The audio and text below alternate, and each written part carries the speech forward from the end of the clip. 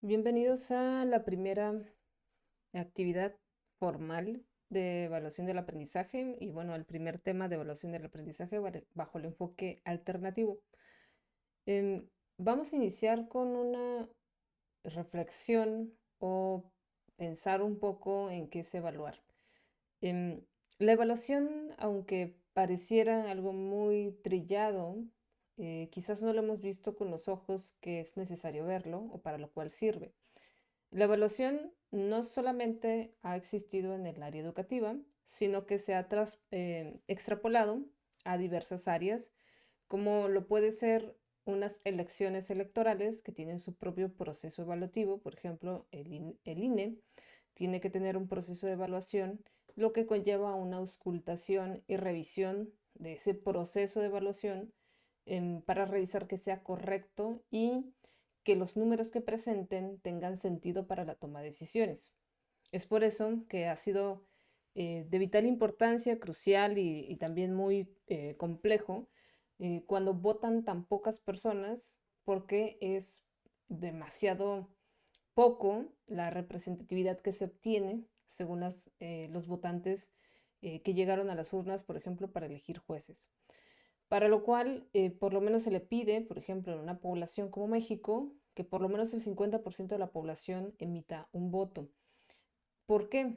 Porque esto iría, eh, digamos, en contra de las decisiones que se toman en el país, es decir, sería la minoría. Entonces, por lo menos un 50-60% es lo básico, necesario, elemental para que el voto tenga un sentido y que no sea un rechazo a la situación democrática que hay en un país.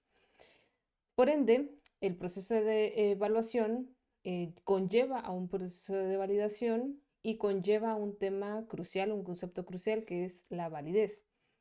Pero bueno, en general y a grandes rasgos, la evaluación nos sirve para tomar decisiones. Entonces, evalúo para poder tomar decisiones a partir de esa evaluación. Y hay evaluaciones tanto cualitativas como cuantitativas, o un poco más, digamos, allegado a lo cualitativo, aunque algunos otros de otras áreas un poco más de ciencias exactas nos dirían que aún así la evaluación que hacemos está más apegado a lo cualitativo, aunque lo convirtamos a puntajes. Para nosotros evaluar, por ejemplo, a los estudiantes, pues debemos demostrar que el examen que hemos creado, o bien las rúbricas, listas de cotejo o el formato de seguimiento que hemos diseñado, sea el correcto y sea válido para tomar una decisión de colocar una calificación de 90, de 100, de 70, de 60 o reprobatoria. Es por ello que nosotros como docentes tenemos que poner criterios firmes, criterios que sí se le den seguimiento, incluso en situaciones extremas, como en una situación personal del estudiante, o bien cuando hay una situación de faltas justificadas por falta del estudiante y digamos, el asistir a clases se vuelve como un pilar, un fundamento, un criterio que se esté evaluando en el estudiante para permitirle obtener un cierto porcentaje o equivalente de la evaluación total. Entonces, para nosotros poder tomar una decisión de un puntaje, de un número, pues tenemos que tener muy claro cómo estamos representando esos números y cómo lo estamos interpretando. Poco a poco se irán eh, allegando, se irán empapando de estas definiciones que estoy dando y de lo que estoy tratando de decir. Pero digamos que en primera instancia, evaluar nos sirve para tomar decisiones si esperamos que esas decisiones sean las mejores. En una universidad, por ejemplo, como la UABC, como el examen de ingreso a la educación superior, el EXIES, nosotros necesitamos validar, hacer un proceso de validación del EXIES, del examen, para confirmar que los puntajes que se están utilizando sí cubran lo que tienen que cubrir, es decir, que sí se evalúe lo que se tiene que evaluar y que ese porcentaje, ese puntaje que se le está entregando al estudiante tenga un sentido eh, propio, importante, relevante para el ingreso a la universidad. Y que de esa forma, si a la universidad le preguntan, tener evidencia suficiente y sustento suficiente, tanto teórico como práctico, para decir que el examen tiene es o tiene validez, ¿no? Entonces, imagínense para la UABC tomar la decisión que estudiantes entren o no, es muy fuerte porque en otros países más extremos como China o Corea del Sur, Japón, un examen puede llevar a una crisis a un estudiante y tomar una decisión de suicidio, ¿no? Entonces creo que esto es relevante para la toma de decisiones y sobre todo para que ustedes estén un poco conscientes que hay diferentes niveles de evaluación, pero que ustedes también causan un impacto en la formación de sus estudiantes, aunque sea en una asignatura y el impacto sea, en vez de a 10.000 sustentantes o 30.000 sustentantes, que el impacto solo sea a 5.000 o a 3 o a 3 o a 30 o a 20 o a 15 estudiantes. Al final, siempre debemos posicionarnos desde una perspectiva social, donde sabemos que lo que hagamos en el aula va a impactar al estudiante y le van a llevar también al estudiante a tomar sus propias decisiones, tanto si es bueno o no para lo que está haciendo, o bien si hacemos un mal trabajo, decidir darse de baja de la carrera por una situación más personal o de mal enfoque de parte del docente. Nosotros tenemos en educación diferentes grandes referentes de la evaluación, aunque, digamos, hay muchos más. Estos son muy relevantes, son estadounidenses, aunque tengamos algunas referencias en México. Me parece que iniciar desde aquí es relevante, ¿no? Por un lado tenemos Scriven, por otro lado tenemos Stufferbein. Ambos autores son eh, pioneros de procesos de evaluación en empresas, por ejemplo. Bueno, Stufferbein más en el lado de educación, pero Scriven sí en empresas. Y nos dice que la evaluación es un proceso sistemático y objetivo para medir y valorar el desempeño, y a él se refiere de lo que sea, un desempeño general de una fábrica, por ejemplo, en el proceso administrativo. También se tiene que valorar la calidad del producto que se está vendiendo o se está dando, entonces también eso es relevante. Y nos sirve entonces para valorar los resultados, el impacto de un programa, política, proyecto, cualquier tipo de intervención. Incluso, como ustedes saben, hay diferentes políticas, hay diferentes situaciones que se dan en el gobierno, y la evaluación es una forma de medir una situación, una comparación a través del tiempo, por ejemplo, de lo que está aconteciendo en un país. Por ejemplo, también se pueden evaluar condiciones de género. Hay muchas cosas, situaciones que se pueden evaluar. Y creo que eso es importante de remarcarlo. La evaluación va mucho más allá del ámbito educativo, pero ya cuando nos referimos a la evaluación educativa, pues entonces ya estamos haciendo una especificación de la evaluación que es evaluar al estudiante en cuanto a sus aprendizajes, conocimientos, cómo los emplea y que le sirva para su contexto y que lo sepa emplear en su contexto, ¿no? En el contexto que emerge ese individuo. Entonces, la evaluación en general ha tenido un proceso largo, una evolución, una concepción muy larga, donde en el 5000 a.C., por ejemplo, ya había un rastreo de cómo se producían las cosas en Egipto, ya había una base, hacia los años 2000 a.C., ya había evaluaciones del servicio civil en China, por ejemplo, civil y militar, ya había un seguimiento, un conteo, y ese conteo son los primeros pasitos de la evaluación, es decir, evaluar si están mejorando o no, o evaluar la calidad de los materiales o evaluar cuántos materiales se han producido versus cuántos se han dejado de hacer. En fin, hay como muchas comparaciones y eso forma parte de la evaluación. Incluso nosotros evaluamos todo el tiempo, ¿no? Por ejemplo, en Amazon o cuando vamos a la tienda, a Walmart, a Soriana, a Ley, a Florido, nosotros estamos evaluando los productos y evaluamos cuál nos conviene y nos convence según a nuestro presupuesto. Bueno, así debería ser, pero comenzamos a evaluar, ¿no? Comparamos los productos, jabón Foca en líquido, no sé, jabón Sote en líquido. El Sote es muy bueno, por cierto, en barra, es muy querido en Japón. O empezamos a evaluar otro tipo de marcas, ¿no? O ya empezamos a subir el nivel y decir Costco, la marca Kirkland.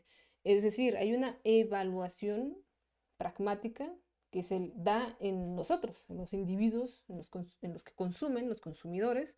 También evaluamos los productos y la evaluación puede ser evaluar el sabor de una comida, de unos tacos. En todo momento está presente la evaluación y la evaluación tiene una base taxonómica, un verbo taxonómico principal que es la comparación, ¿no? Entonces, siempre estamos evaluando la calidad según nuestro contexto, según nuestra situación. Y esa evaluación, como sabemos, pues va a depender de dónde estemos y de lo que necesitemos. Quizá eh, tengamos que comer y evaluar la comida, pero resulta que ese día no se nos apetecían unos tacos. Entonces, la evaluación de esos tacos van a estar ya sesgadas por el gusto que teníamos dentro del día y cómo se sentía nuestro cuerpo. Entonces va cambiando. Para el 500 a.C., por otro lado, ya había el método socrático, comparativo, eh, racional, formas de pensar. Pero es hasta el año 1601 en adelante que hay un cambio radical sobre la evolución de la evaluación. Por ejemplo, el experimento contra escorbuto por Lancaster, ¿no? Para saber cuál era la enfermedad de la época. En 1747, con el experimento controlado sobre escorbuto por James Line. El escorbuto, si no recuerdan, era una situación donde los marineros em, se iban en barco, pero resultaba que muchos empezaban a vomitar y fallecían, perecían en ese trayecto hacia el continente americano debido a algo que se le llamó escorbuto. Esta enfermedad era la eliminación, o se dieron cuenta, sobre el tema de la eliminación del limón. Es decir, no tomaban limón, no tomaban cítricos, y eso hacía que pues bajara su vitamina C. Ahí es donde se descubre la vitamina C. Bueno, es el precursor de la vitamina C.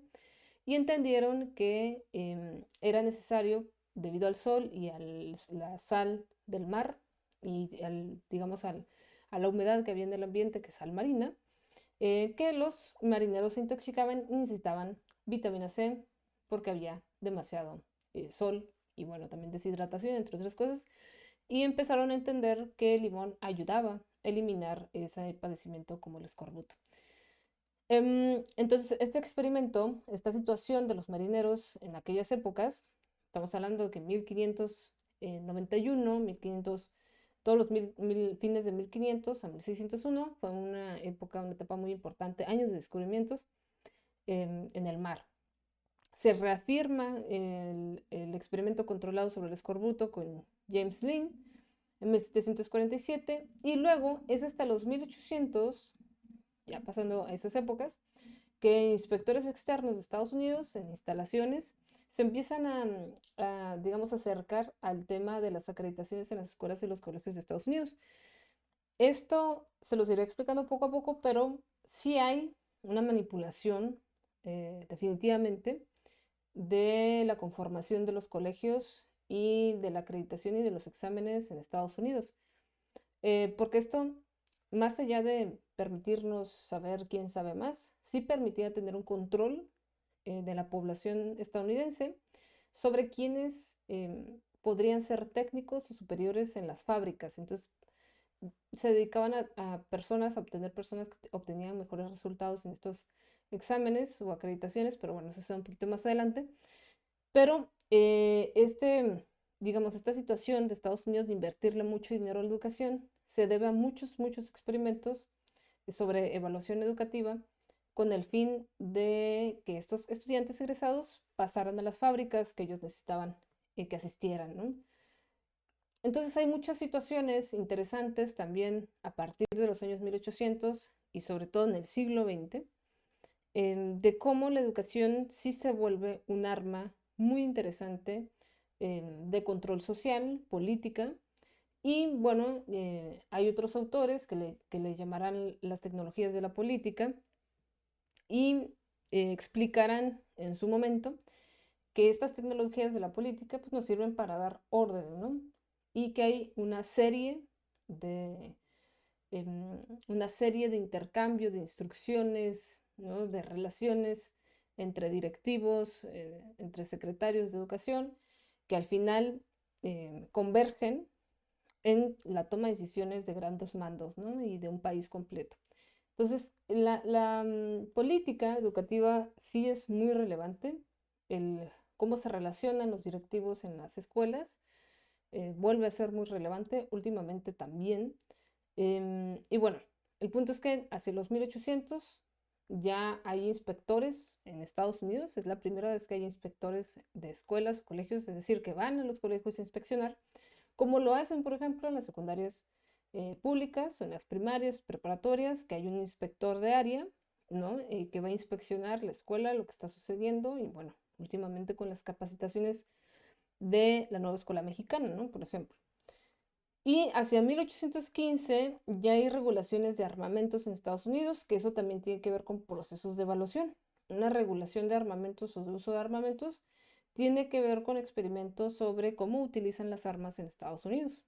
Y bueno, hoy en día se sabe que Estados Unidos es el país que tiene más armas en el mundo, mucho más armas que lo que tienen como población, incluso doble o estimaciones de hasta el triple de armas por ciudadano. Y hacia 1845 hay uso de puntuaciones en estudiantes en Boston, ya empiezan a existir los puntajes como tal, es decir, la valoración de los puntajes de los exámenes es muy reciente porque deviene de un constructo que hay que realizar, es decir, no es hacer un examen por hacerlo, pero poco a poco se dan cuenta de eso. Y es la primera vez que hay un puntaje y que relacionan lo numérico con el saber y se va comparando esos resultados. Después, en 1897, ya hay un estudio comparativo en educación por Joseph Mayer Rice, que ya empiezan a ver, digamos, las diferencias de los exámenes, pero en estos momentos, por ejemplo, no se preguntaban si realmente la pregunta era la correcta.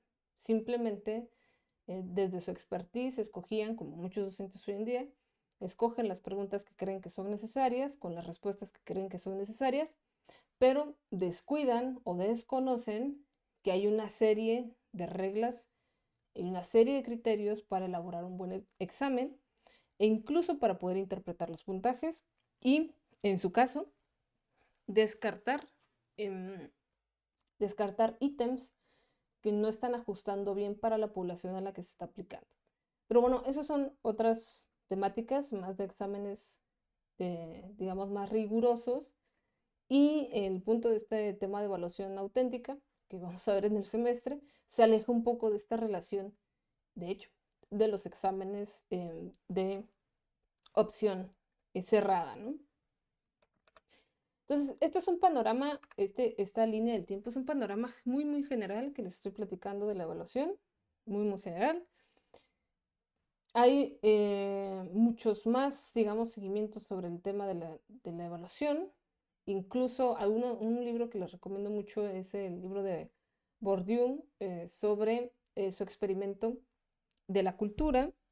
Les voy a poner por acá. Vamos a poner a Bourdieu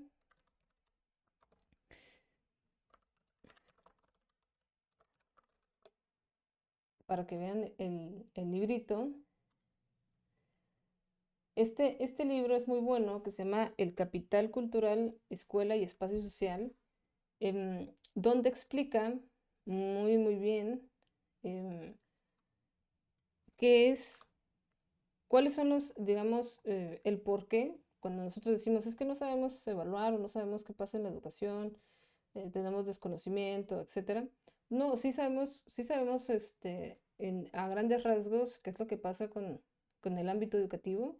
En investigación sí entendemos qué está pasando con los estudiantes y Bourdieu hace el siglo pasado, el siglo XX, hacia los 70s, 80s, 90s, que lo va reafirmando todo el tiempo con el tema del capital cultural, en fin, entre otros conceptos que él digamos, desarrolla, que básicamente los estudiantes tienden a tener mejores calificaciones si tienen más capital cultural.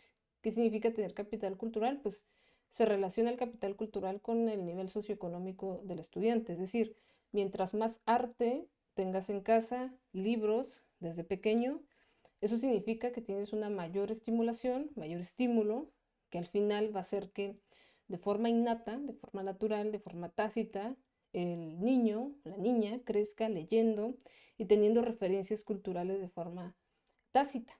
Es decir, no es necesario que se lo enseñen, sino que lo escuche de sus padres o de su madre. Y también Bourdieu reafirma la idea de que, o descubre, digamos, descubre de forma básica, porque su estudio también tiene sus situaciones y sesgos, pero descubre que la formación de la mamá, y hay otros estudios en la actualidad que lo han confirmado una y otra vez, que la capacidad de un alumno para tener un mayor desarrollo intelectual o de conocimientos, porque intelectual, bueno, tiene otros conceptos, pero el alumno que tiene un mayor aprovechamiento escolar suele relacionarse con la madre. ¿Por qué? Porque con la mamá es con la que pasa más tiempo. Es decir, si la mamá terminó hasta secundaria, es posible que los hijos terminen hasta secundaria y muy, digamos, estirándolo hasta preparatoria hoy en día. Entonces, si la madre estudió hasta preparatoria, es posible que los hijos terminen la universidad. Si terminó la universidad, es posible que los hijos hagan un posgrado. Entonces, está muy vinculado la educación de los hijos a la madre o de la figura principal en casa, que pasa más tiempo con los hijos. ¿Por qué? Porque la madre es la que se encarga de describir o desarrollar las dudas que le quedan a su hijo o a su hija. Entonces, sí entendemos estas situaciones sociales, económicas, culturales que atañen o que está envuelto en el contexto del alumno. Sí entendemos esto, pero decirlo públicamente a veces se vuelve muy duro para las personas que están estudiando y pensar que están casi determinadas por su contexto y por la situación económica en la que existen, ¿no? Es duro, pero es algo que una y otra vez, les repito, se va reafirmando.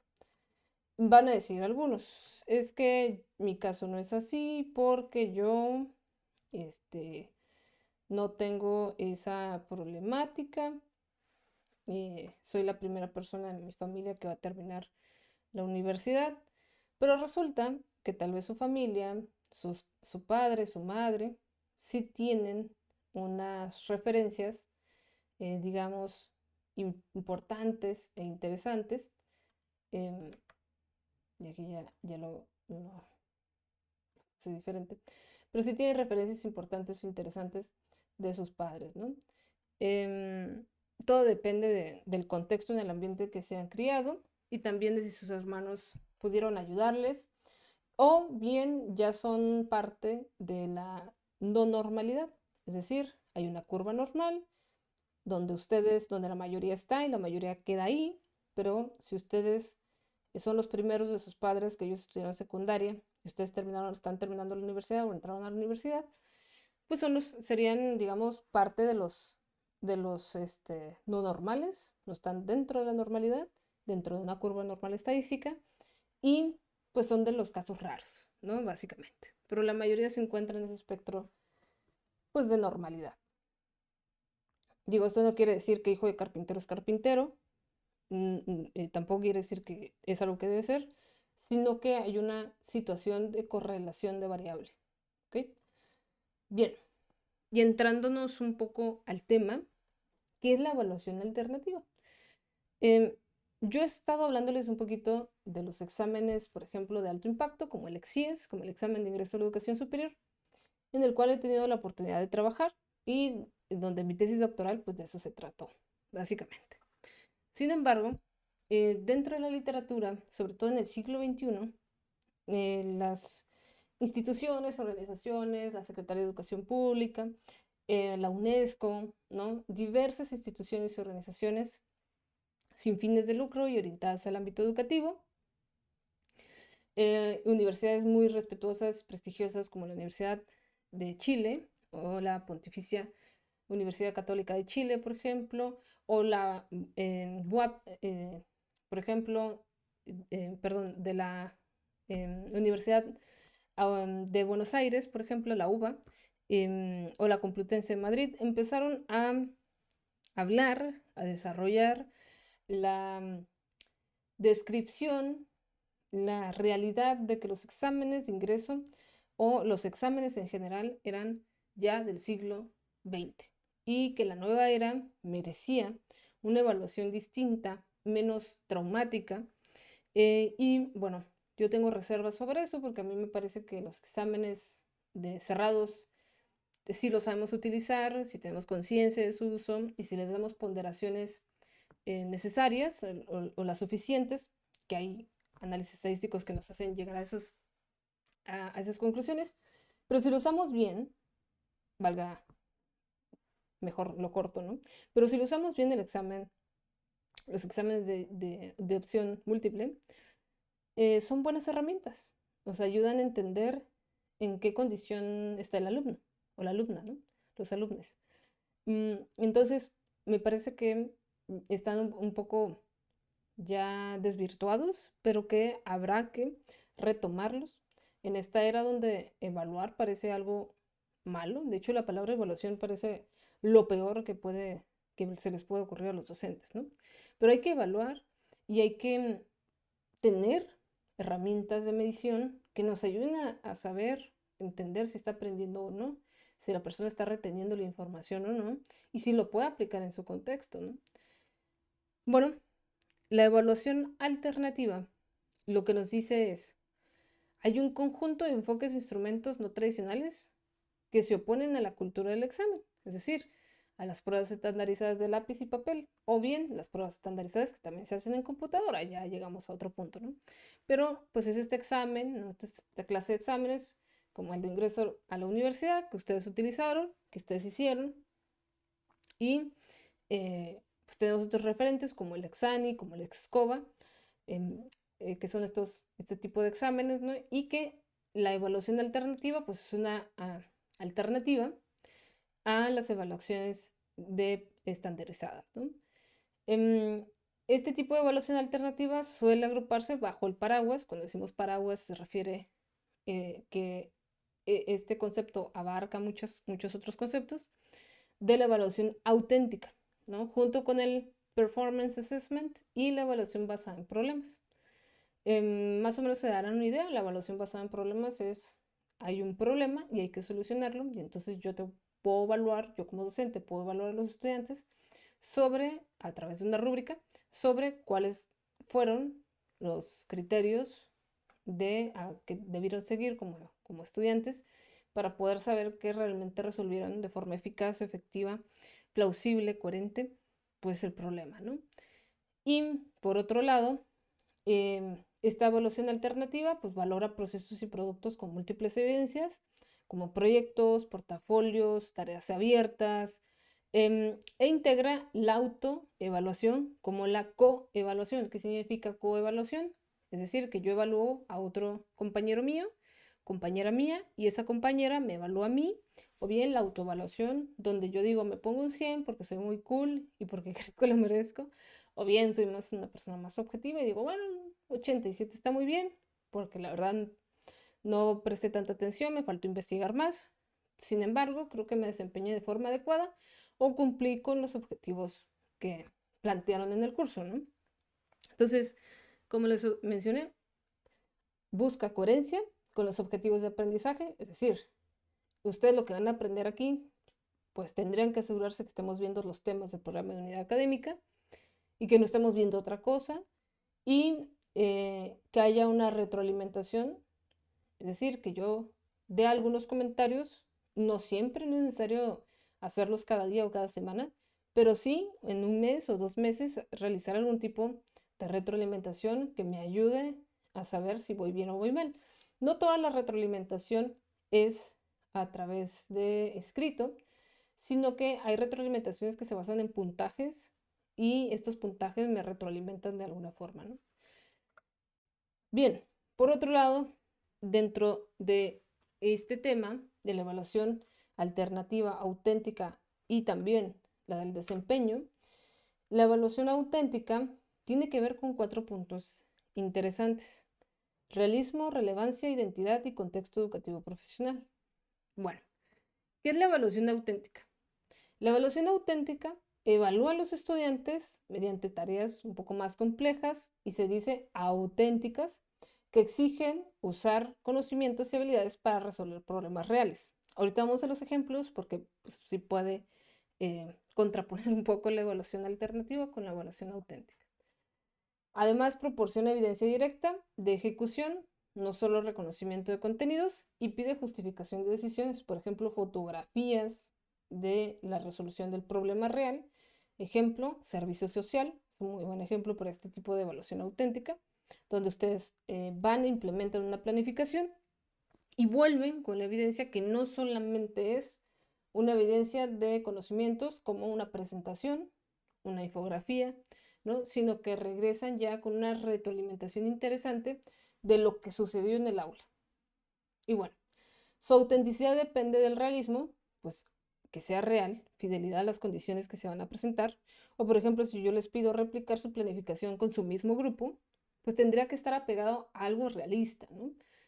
Relevancia, si es importante o no el tema, la situación que les estoy pidiendo hacer, llevar a cabo una planificación me parece muy relevante porque es donde comprobamos si funciona o no esa planificación y tendríamos que tener criterios para evaluar si funcionó o no esa planificación. Podría ser a través de una lista de cotejo o una rúbrica. Y por otro lado, la proximidad al contexto educativo profesional, es decir, qué tan cercano está a lo que ustedes están estudiando, son docentes, pues sí es importante. Y la implicación identitaria, que tenga que ver con lo que están haciendo y se implique identidad, es decir, que ustedes se identifiquen como docentes. Entonces, la evaluación auténtica tiene relación, en este sentido, con poder resolver problemas reales. Después es la evaluación de desempeño, porque tenemos 3 conceptos en esta semana. Evaluación alternativa, evaluación auténtica y evaluación de desempeño, o el llamado Performance Assessment. Bien, esta evaluación de desempeño se va a centrar en valorar el proceso de realización, como operaciones, estrategias, donde el alumno va a resolver una tarea, una actividad, un problema. Puede formar parte de la evaluación auténtica. Si usted recuerda, la evaluación auténtica puede ser portafolios de evidencias, proyectos, por ejemplo. Un proyecto podría ser elaborar algún tipo de honores a la bandera, es un proyecto, no es en sí una evaluación auténtica donde ustedes están yendo con un grupo, pero sí tiene que ver con una realidad, un problema, ¿no? Que es elaborar digamos, una pizarra de los honores a la bandera o cierta X información o otro tipo de problemáticas que sean en el contexto escolar. Y por eso se dice que puede formar parte de la evaluación auténtica, pero pues, no es exactamente toda la evaluación del proceso, pues no todo es auténtico. La diferencia va a ser la fidelidad al contexto real y sus demandas cognitivas, que las demandas cognitivas tienen que ver con la taxonomía de Bloom. Si no se acuerdan, hay que revisar la taxonomía de Bloom. Y va a emplear observación guiada, como ya les mencionaba, con rúbricas, tareas abiertas, respuestas extendidas para seguir pasos y decisiones del estudiante. Esto ustedes ya lo han introyectado de alguna forma en sus años de escuela, porque estas teorías son del 2005 aproximadamente, es decir, ya tienen 20 años. Y esta es la línea que se ha seguido durante 20 años. Ustedes dirán, ¿es mucho tiempo? Y yo les contestaré, no, no es mucho tiempo. ¿Por qué? Porque a diferencia de TikTok o las redes sociales que duran 20 segundos, la educación, para saber si funciona o no, se tiene que aplicar a toda una generación como mínimo. Bien, por ejemplo, para saber si funciona primero, segundo, tercero, cuarto, quinto, sexto de primaria de la nueva escuela mexicana, pues tenemos que probar primero, segundo, tercero, cuarto, quinto y sexto. Por lo que muchas veces nos puede tomar hasta 6 años en lograr saber si sirvió o no sirvió esa implementación del programa. Bien, o del plan educativo, del modelo educativo. ¿Por qué? Porque tendremos que esperar a que pase primaria, secundaria y bachillerato hasta universidad a hacer una investigación longitudinal de unos 20 años y saber si ese programa, cómo afectó o no a la persona que lo tomó y cuáles fueron los resultados de esa educación. Entonces, aunque queramos criticar, por ejemplo, mucho la nueva escuela mexicana, los efectos los vamos a ver dentro de unos 6 años por lo menos, ¿no? Entonces algunos que ya llevan del 2018 a la fecha las modificaciones, algunos docentes ya estuvieron observando algunas modificaciones de las generaciones de primaria y secundaria. Alcanzan a observar o entender que hubo un cambio porque ya pasaron por lo menos 3 años de su vida con otro modelo educativo. Entonces hay niños que van a recibir o que recibieron, como ustedes, diferentes modelos educativos y eso también cambia la forma en que nosotros pensamos, modifica lo que queremos, porque aunque nosotros no queramos pensar en eso o entenderlo, saberlo, sí nos cambia la forma de pensar, el cómo va cambiando la educación y los libros de texto, porque todo influye. Recordamos que el cerebro no distingue entre realidad y ficción. Si ustedes van a ver una película de horror, su cerebro no va a distinguir entre realidad o ficción, por tanto va a pensar que lo está viviendo. Por eso es que algunas personas pueden tener paros cardíacos. En fin, entonces sí es muy importante el tema de evaluación. Ahora, ejemplos. Vamos a los ejemplos. Evaluación alternativa. Por ejemplo, en español, en secundaria. Un portafolio de escritura trimestral con planificación, borradores anotados, retroalimentación docente, revisión por pares y versión final, donde se usan rúbricas. La rúbrica es una de las herramientas mejores utilizadas que tienen de eficacia las 6 semanas más o menos. Y auto o coevaluación para valorar el progreso y producto. Esa es evaluación alternativa, un portafolio de escritura, ¿no? Decir que en el primer trimestre en español vamos a redactar, no sé, poemas. En el segundo va a ser eh, todo lo relacionado a comunicación y periodismo, ¿no? Entonces, esa es una forma de llevar un seguimiento sin realizar exámenes, pero la rúbrica se convierte en esa ponderación cuantitativa, es decir, el número. La rúbrica al final se traduce en números. Luego vamos a llegar a esa parte. Luego está la evaluación auténtica, que es un caso de comunicación de riesgo tras un sismo, por ejemplo, ¿no? El estudiantado va a analizar fuentes, diseña mensajes para distintos públicos y defiende decisiones ante un panel, protección civil. O, por ejemplo, en derecho, esto se aplica mucho en derecho, ¿no? Que se presentan ante un público en específico. Y la rúbrica, pues, va a usar criterios del campo profesional, pertinencia, justificación e impacto, ¿no? Es decir, es algo que ustedes sí tendrían que estudiar y presentar ante alguien que sepa, que sabe del tema.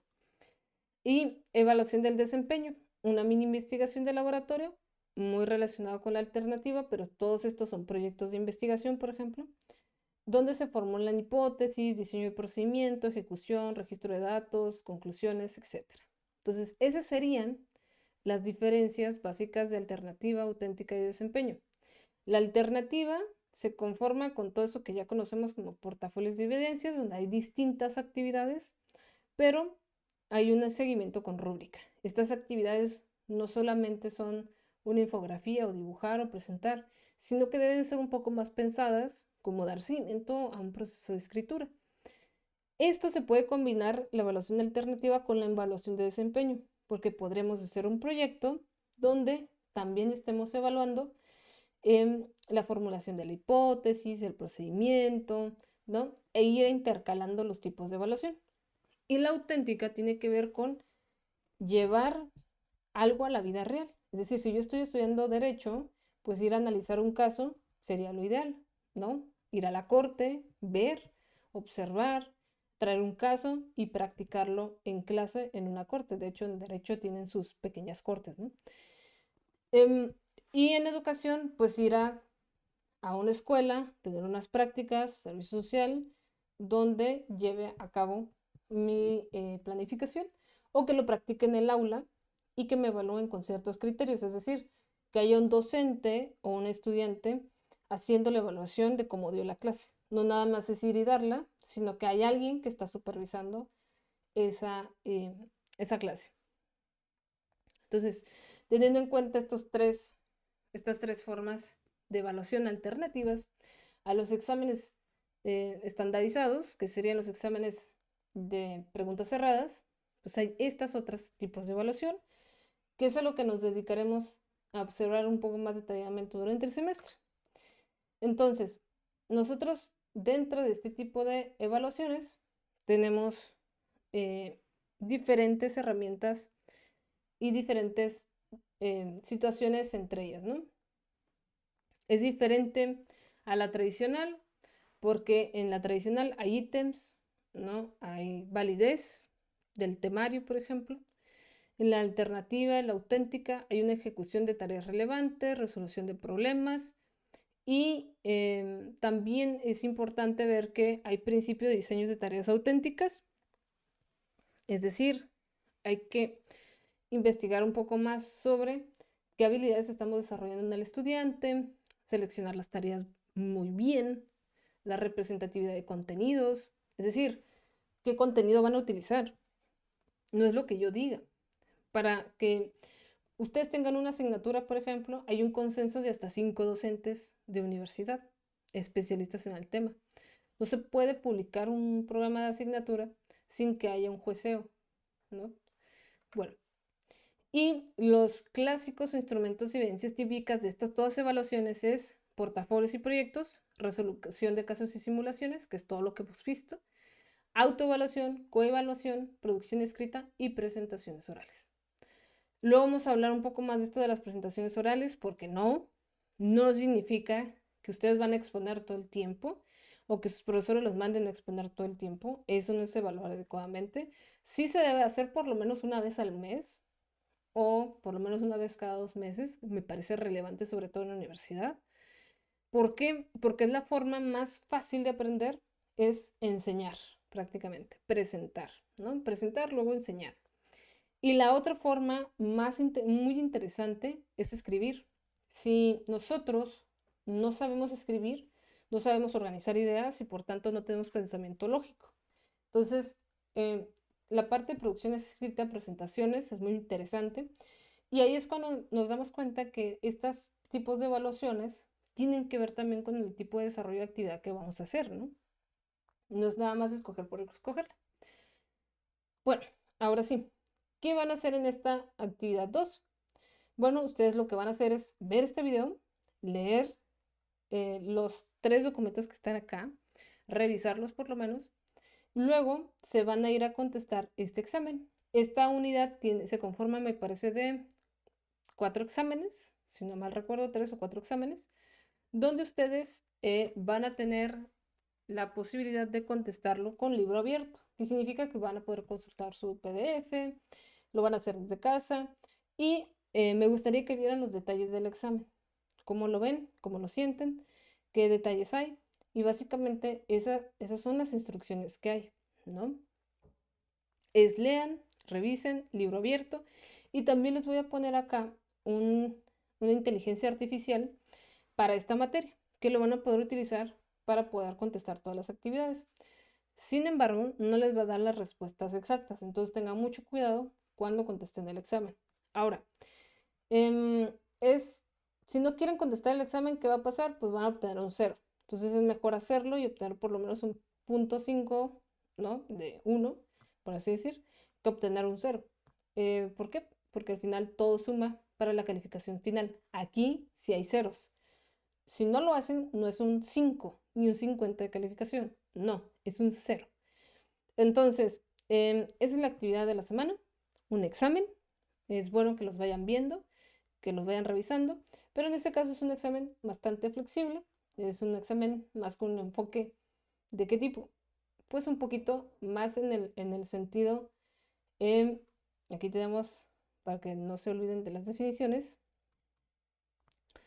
en este sentido tenemos un poquito más de evaluaciones estandarizadas, pero combinada un poco con una evaluación auténtica. ¿Por qué auténtica? Porque los estoy acercando a la experiencia de un examen real. Entonces, es un poquito más apegada a la auténtica, pero que recupera los temas de evaluación estandarizada. Si tienen dudas, recuerden que pueden comunicarse a mi correo y pues nada, aquí estaré pendiente y pues seguimos avanzando como cada semana. Nos vemos.